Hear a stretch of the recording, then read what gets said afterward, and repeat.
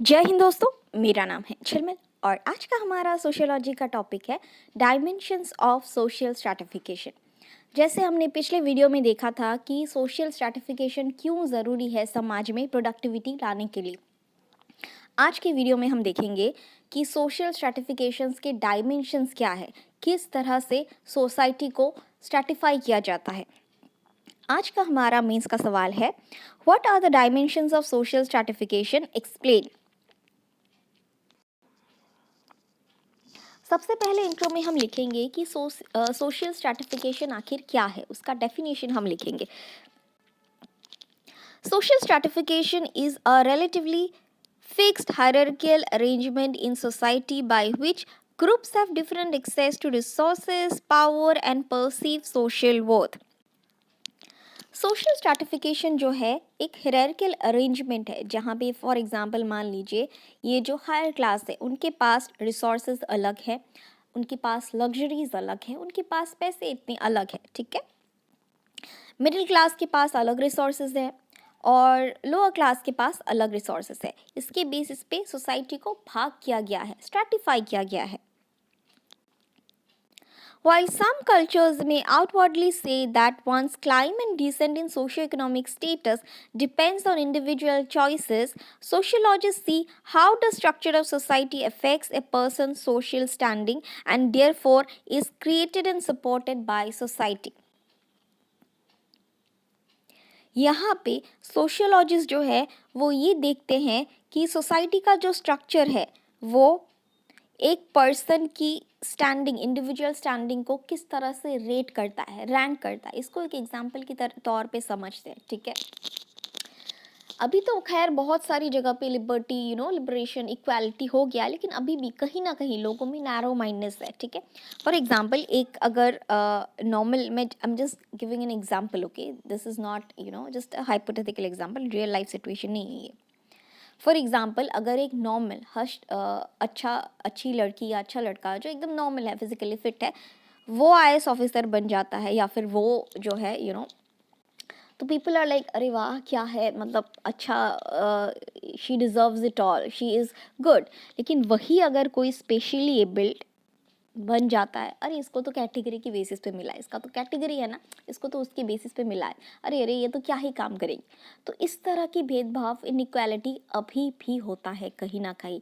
और ये जिस तरह की इनइक्वालिटी की बात करते हैं, सोशियोलॉजिस्ट वही देखते हैं कि किस बेसिस पे सोसाइटी पे इस तरह के लोग जो वल्नरेबल पॉपुलेशंस होती है, जो थोड़े लोअर क्लास के होते हैं या फिर कोई ट्रांसजेंडर हो गया या फिर जो vulnerable population, disabled, specially abled हो गए, तो उनको सोसाइटी में किस जगह पे स्टैंड किया जाता है, किस जगह पे रखा जाता है, ये सोशियोलॉजिस्ट जो है वो मेज़र करते हैं कि स्ट्रैटिफिकेशन में वो कहाँ पे होते हैं।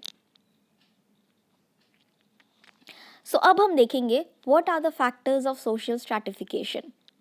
ये बहुत इजी जो आंसर है, मैंने सिर्फ अपने वर्ड्स डाले हैं, आपको ये बस कॉन्सेप्ट समझ के अपने हिसाब से लिखिएगा, तब आप बहुत बेटर लिख पाओगे। सबसे पहला फैक्टर तो है भाई पैसे। अगर आपके पास पैसे हैं तो लोग पूछेंगे कैसे है। उसके बाद है social class. Apart from money the second important factor is social class. कभी कभी क्लास इम्पॉर्टेंट होता है क्योंकि पैसे तो हर कभी भी गलत तरीके से भी अपना किया जा सकता है। चोर चक्के के पास भी पैसे आ सकता है, that doesn't mean he will get that class, okay.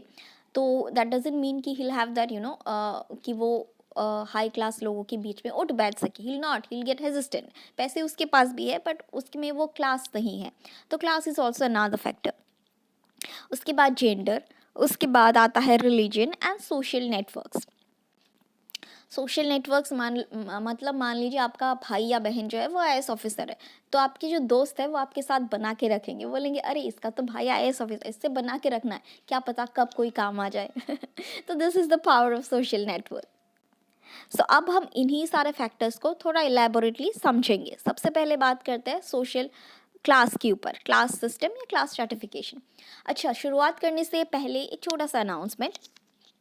अगर आप में से कोई भी एग्ज़ाम को लेके स्ट्रेस्ड आउट हो, नॉक्शियस फील कर रहे हो, क्योंकि होता है कभी कभी इतना ज़्यादा पढ़ाई होती है कि फोकस नहीं हो पाता है, डिस्ट्रैक्शंस बहुत ज़्यादा आती है, तो आप मेरे इंस्टाग्राम पे मुझे एक डीएम कर सकते हो। मैं एक सर्टिफाइड रेकी हीलर, शैमनिक हीलर और साइकिक मीडियम हूँ।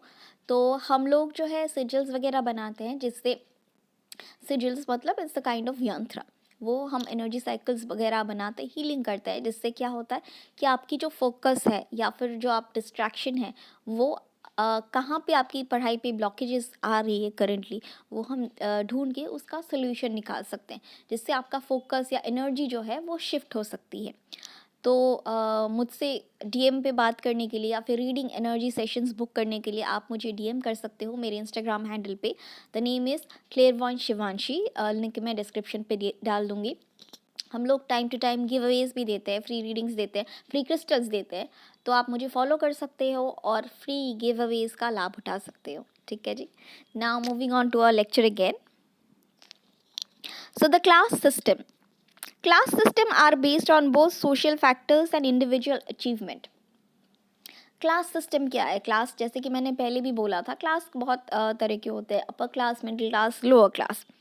Class consists of sets of people who have similar status based on factors such as wealth, income, education, family background and occupation. इसको एक सिंपल से एग्जांपल पे समझते हैं। सिंस मैं medical background से हूँ, तो जब हम हॉस्पिटल में मैं इंटर्नशिप या काम करती थी, तो क्या होता था जब हम लोग लंच टाइम पे जाते थे, तो आप देखोगे कैंटीन वगैरह में भी डॉक्टर्स का अलग एक ग्रुप होता है, नर्सेस का अलग एक ग्रुप होता है और पेशेंट्स का तो अलग ही होता है। उसके बाद जो वार्ड बॉयज़ एंड ऑल होते हैं, house keeping staff and all, उनका अलग एक ग्रुप होता है। So this is a minor kind of stratification. So basically class stratification is based on various factors कि सब, अगर किसी के पास पैसे हैं तो पैसों के ऊपर क्लास स्ट्रैटिफिकेशन बनता है। मान लीजिए यहाँ पे सारे डॉक्टर्स हैं, तो डॉक्टर्स का एक अलग ग्रुप बन गया। उसके बाद सब नर्सेज हैं, नर्सेस के ऊपर अलग ग्रुप बन गया। मान लीजिए सबकी फैमिली बैकग्राउंड जो है उसके ऊपर एक क्लास बन गया कि हमारा फैमिली ग्रुप ये है, दूसरे का फैमिली ग्रुप ये है, तीसरे का अंबानीज़ का अलग ग्रुप क्लास है। अंबानीज़ जो है वो टाटास के साथ, मतलब उनके क्लास के लोगों से बात करेंगे, फिर उनके नीचे जो है वो उनके क्लास के लोगों के साथ बात करेंगे। तो ऐसे जो है क्लास के ग्रुप्स बनते हैं। ठीक है। क्लास सिस्टम जो है वो एक ओपन सिस्टम है। ओपन सिस्टम या क्लोज सिस्टम क्या है, उसके ऊपर हम लोग नेक्स्ट वीडियो में डिटेल में डिस्कस करेंगे। लेकिन क्लास सिस्टम क्या है कि ज़रूरी नहीं है कि अगर आप जन्म मिडिल क्लास फैमिली में हुए हो तो आपको मतलब आपके अगर पेरेंट्स अगर मिडिल क्लास फैमिली के हैं तो ज़रूरी नहीं है कि आप मिडिल क्लास ही रहोगे। You can shift to the higher class. आप अपनी मेहनत से, अपनी पढ़ाई से आप जंप मार सकते हो, या फिर आपके बच्चे they can shift to the higher class. ज़रूरी नहीं है कि जहाँ पे पैदा हो वहाँ पे ही रहा जाए। क्लास सिस्टम की एक और एडवांटेज है कि यहाँ पे मैरिजेस होती है। मान लीजिए अगर आप शादी के लिए देख रहे हैं, अगर आपका बेटा जो है वो किसी आपसे लोअर क्लास की लड़की से प्यार करता है, तो शादी इज़ ओके, शादी किया जा सकता है क्लासेस डिफरेंस में। ठीक है। तो ये क्लास सिस्टम का जो है बेनिफिट्स एंड वो है। अब हम देखेंगे केस्ट सिस्टम। केस्ट सिस्टम जो है उसका सबसे सुंदर एग्जाम्पल जो है वो आप इंडियन कास्ट सिस्टम में ही देख सकते हो। ब्राह्मण, क्षत्रिय, वैश्य, शूद्रस एंड अनटचेबल, जिसको दलित्स बोला जाता है, वो अभी तो खैर निकाल दिया गया है, लेकिन this is one of the finest example of caste system. So caste system are closed stratification system, meaning that people can do very little to change their social standing of their birth. Caste तो आपको जन्म से ही वो hierarchy मिलती है और आप उसको चेंज नहीं कर सकते हो। आप अपना नाम नहीं चेंज कर सकते हो, अपना अस्तित्व नहीं चेंज कर सकते हो। तो people have little independency in doing this, in standing out of this caste. अगर मैं जैसे ब्राह्मण कास्ट में पैदा हुई हूँ, मैं चेंज नहीं हो सकती हूँ until unless I get married to someone जो मेरे लोअर क्लास मतलब मेरे से अलग क्लास में जाए, जो कि बहुत मुश्किल होता है, क्योंकि अभी भी क्लास सिस्टम में बहुत ज़्यादा कास्ट सिस्टम में बहुत ज़्यादा रिजिडिटी है। मैं साइकिक रीडर हूँ, तो मैं आए दिन रीडिंग्स देखती रहती हूँ कि मतलब लोगों की रीडिंग्स देखती रहती हूँ। बोलते हैं हाँ, लड़का सेम कास्ट का होना चाहिए, लड़का तो और कुछ नहीं चाहिए, गरीब हो तो भी चलेगा लेकिन सेम कास्ट का होना चाहिए, हमारे जैसा ही होना चाहिए, हमसे कम शादी नहीं अलाउ करेंगे, लव मैरिज नहीं करेंगे कोई लड़का सेम कास्ट का नहीं है। तो caste system is very rigidity, और आप मतलब दूसरे कास्ट में नहीं जा सकते हो, बहुत कम चांसेस होती है।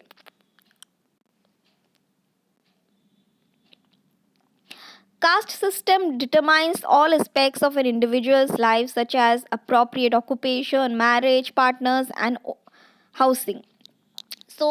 जैसे कास्ट के लोग होते हैं ना, सेम कास्ट के लोग एक प्रॉपर कॉलोनी में रहते हैं। यहाँ पे हमारे यहाँ पे रेलवे कॉलोनी है, वहाँ पे एक डेफिनाइट कास्ट के लोग रहते हैं। हमारी कॉलोनी में एक डेफिनाइट कास्ट के लोग रहते हैं, तो दूसरे कास्ट के लोग वहाँ पे लेते हैं। तो कास्ट सिस्टम जो है बहुत सारे इंसान की चीज़ों को डिटरमाइन करता है कि मैरिज सेम कास्ट के लोगों से करना चाहिए, या फिर कहाँ पे रहेंगे तो वो बहुत सारी चीज़ें कास्ट सिस्टम से हो सकता है, मतलब इन्फ्लुएंस हो सकता है। और इस पे इंसान का जोर नहीं होता है, बहुत कम होता है। आपको बगावत करनी पड़ेगी अपनी फैमिली से कि नहीं, मैं तो इसी से शादी करूँगा। In caste system, people are expected to work in an occupation and to enter into a marriage based on their caste. Accepting this social standing is a moral duty, and acceptance of one's social standing is socialized from childhood. जैसे कि मैंने कहा, intercaste marriage are very rare. अभी भी equality बोला जाता है, लेकिन इंटरकास्ट मैरिज में लोग जो है थोड़ा सा हिचकिचाते हैं, ठीक है।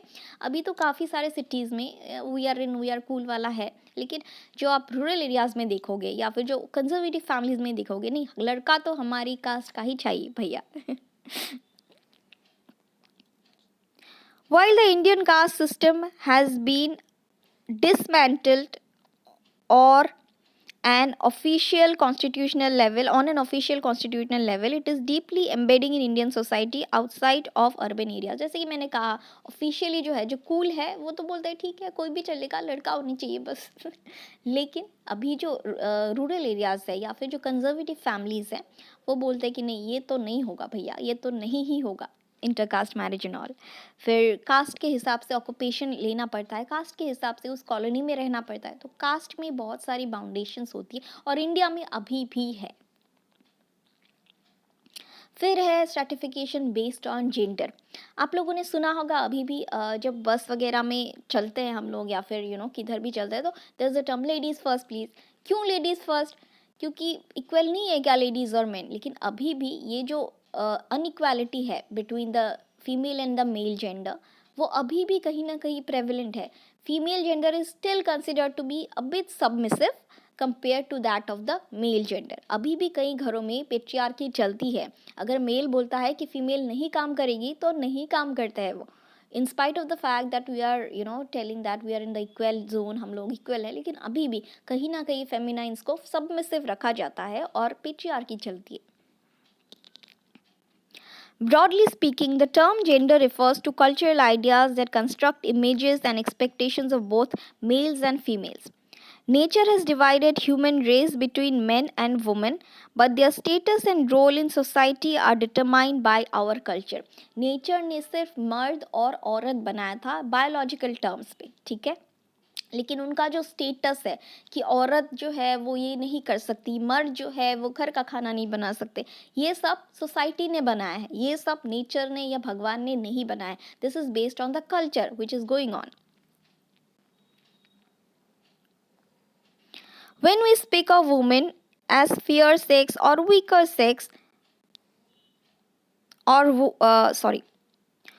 when invoke the ethic of ladies first, our attention is not confined to the biological fact, have already entered the realm of culture.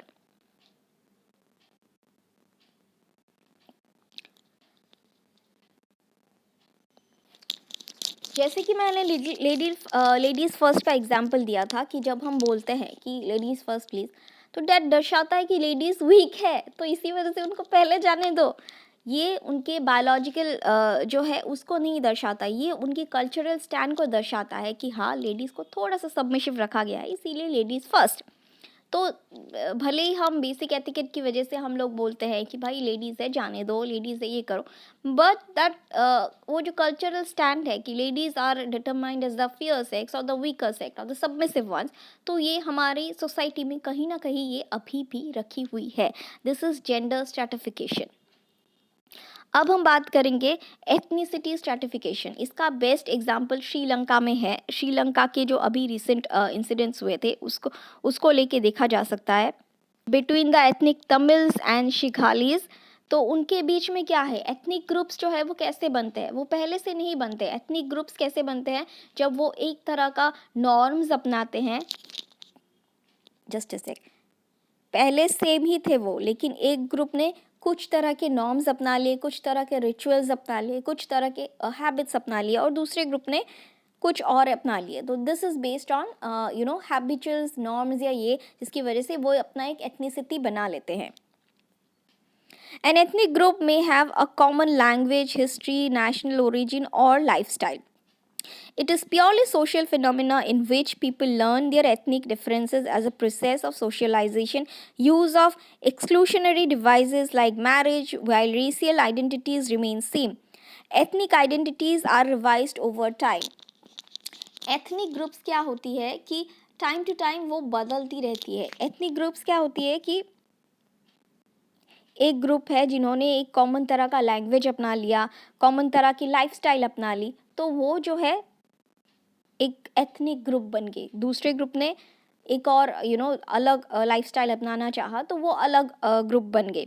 तो एथनिक ग्रुप में जो है time to time people add हो सकते हैं या रिवाइज हो सकते हैं, इनके लाइफस्टाइल, इनके नॉर्म्स बन सकते हैं। ये जन्म से या बायोलॉजिकली से या नेचर से ऐसे नहीं होते। It is based on the social condition. Ethnicity is based on the social condition. और इसका एक क्लासिक एग्जाम्पल है in the Sri Lanka between the ethnic Tamils and the Sinhalese, जिसमें बहुत सारी फाइट्स एंड ऑल हुई हैं।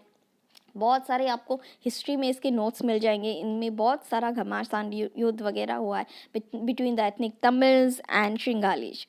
तो this is ethnic stratification. Racial stratification भी है, बट अभी हम वहाँ पे नहीं जाएंगे।